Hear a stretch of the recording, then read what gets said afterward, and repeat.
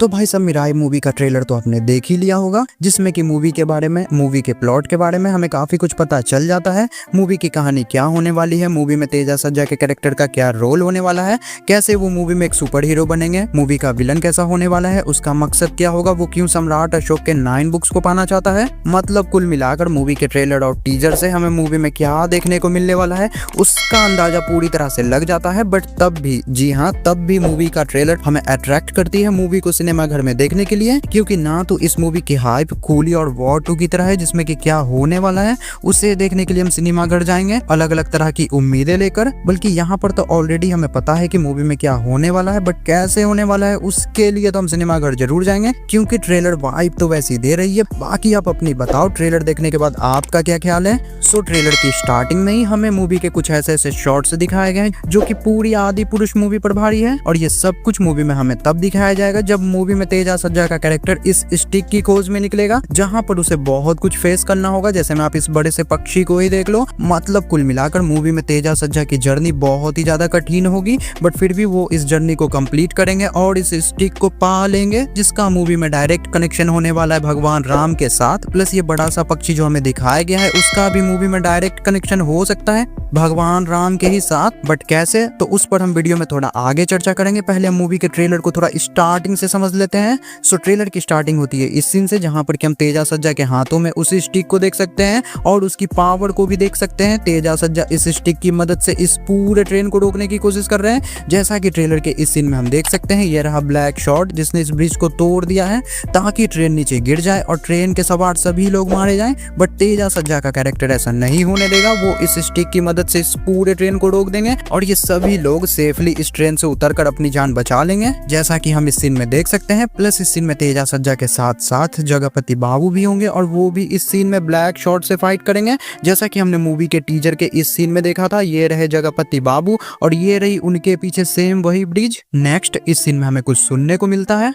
ये प्रलय सभी ग्रंथों तक पहुंचने वाली है। सो इसका मतलब साफ है, अगर ब्लैक शॉट सम्राट अशोक के 9 बुक्स को पा लेता है तो वो खुद को भगवान समझने लगेगा और काफी हद तक वो ऐसा बन भी जाएगा, जिसके बाद वो किसी भी ग्रंथ को नहीं मानेगा, किसी भी भगवान को नहीं मानेगा, और हो सके तो वो उन सभी चीजों को मिटा देगा जो कि भगवान से जुड़ा है, जिसके चलते ही ये फीमेल कैरेक्टर ये बात बोल रही है, जो कि बिल्कुल सही है।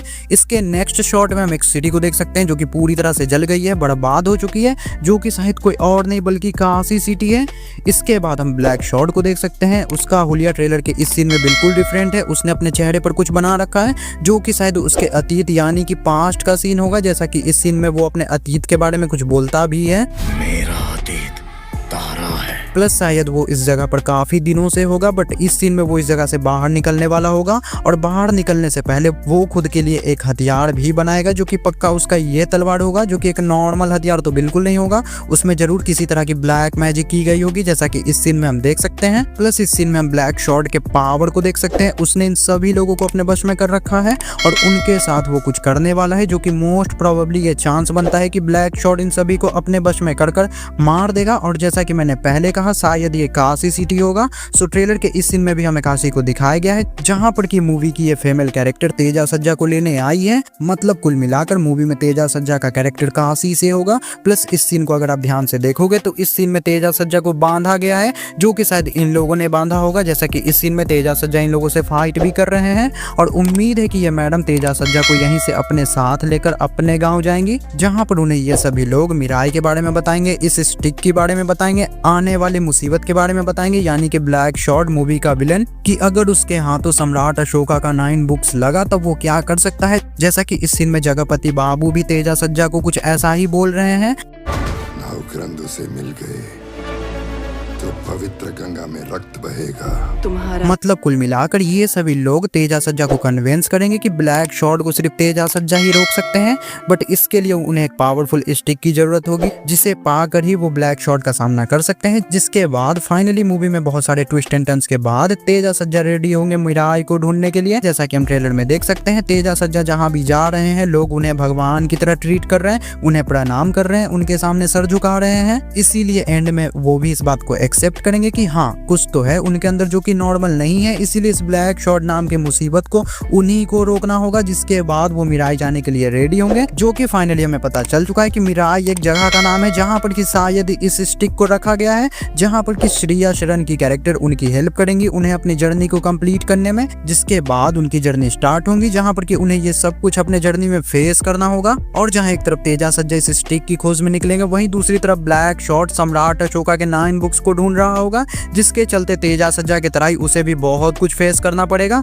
जहां पर कि मूवी में हमें ब्लैक शॉर्ट वर्सेस सम्राट अशोका को 9 अननोन मैन के बीच में फाइट भी देखने को मिल सकता है, क्योंकि जैसा कि आपको पता है 9 बुक्स के लिए 9 अननोन मैन है जो कि उन बुक्स की रक्षा करते हैं। सो ब्लैक शॉर्ट से वो तो इन बुक्स को बचाने की पूरी कोशिश करेंगे। नेक्स्ट, जैसा कि मैंने कहा, इस पक्षी का कनेक्शन भगवान राम से हो सकता है। तो अगर आप इस सीन को ध्यान से देखोगे तो ये उसी पक्षी का पंजा है जो कि इस सीन में तेजा सज्जा के पीछे पड़ा है, जिसे कि एक इंसान उसी स्टिक को दे रहा है जिसकी खोज में तेजा सज्जा यहाँ तक आए हैं। सो यहाँ पर ऐसा हो सकता है कि ये पक्षी कोई ऐरा गैरा पक्षी नहीं होगा, बल्कि ये बड़ा सा पक्षी इस स्टिक की रखवाली करता होगा, जैसे नाग नागिन करते हैं अपने नागमणि की, जो कि इस सीन में तेजा सज्जा को गलत समझकर उस पर हमला कर देगा। बट जैसे ही फिर उसे तेजा सज्जा के बारे में पता चलेगा, वो शायद इस स्टिक को उनके हवाले कर देगा और ये उसी मोमेंट का सीन होगा। प्लस जैसा कि मैंने ये भी कहा था कि मूवी का डायरेक्ट कनेक्शन होने वाला भगवान राम के साथ, बट कैसे, तो ये रहा उसका जवाब।